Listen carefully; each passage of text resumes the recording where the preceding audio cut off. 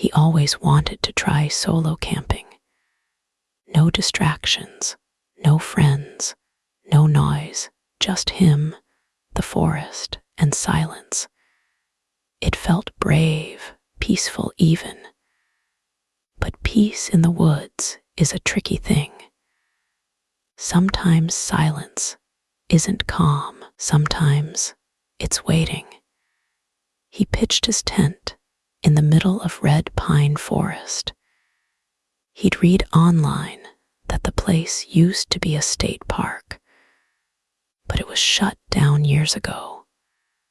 No one really said why. He assumed it was just funding or something boring like that.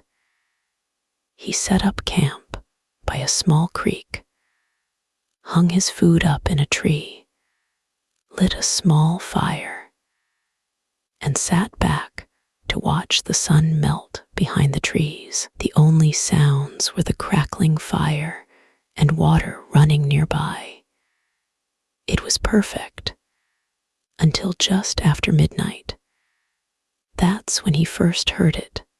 Not a howl, not a footstep, just a soft, wet, dragging sound coming from behind the tent.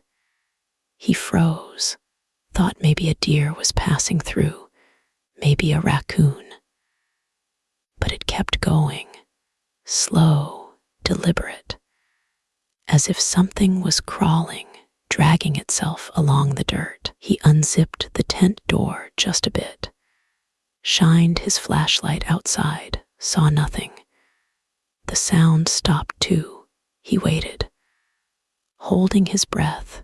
Nothing, no wind, no water, no fire crackling, just a silence so thick it made his skin crawl.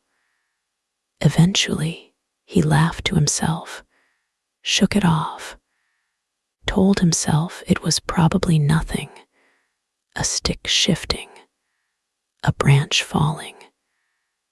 But when he zipped the tent back up, he noticed something, a new smell, like copper, like blood.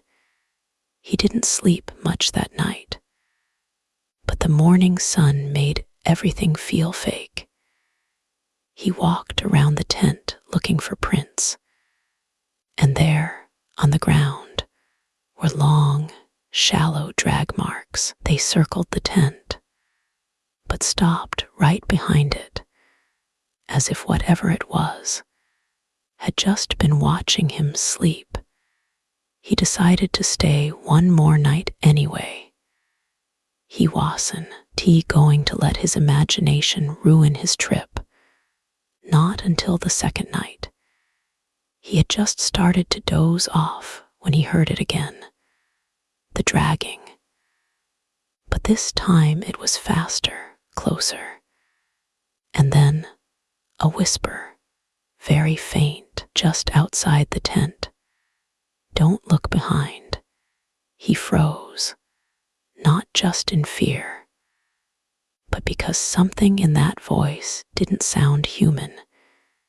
It was like it was being mimicked, like someone trying to sound almost right. He grabbed his knife, turned on the flashlight, and just waited, eyes wide, body locked, for hours.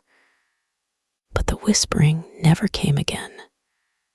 Eventually, dawn came. He unzipped the tent and found scratch marks on the back wall of the tent, claw marks, too high off the ground to be a raccoon, too wide to be anything he knew lived in these woods. He packed up fast, didn't even eat breakfast. He just wanted to go. But as he walked back to the trailhead, he found something else, tied to a tree, made of bones and string. Some kind of symbol, like a warning or a charm, and etched into the tree bark above it were the words, "Always sleeps behind the tent. Now he doesn't camp anymore. He doesn't sleep in rooms without solid walls. always makes sure H's back is against something when he closes his eyes. Because ever since that night, no matter where he is when the lights go out, he still hears the whisper, "Don't look behind."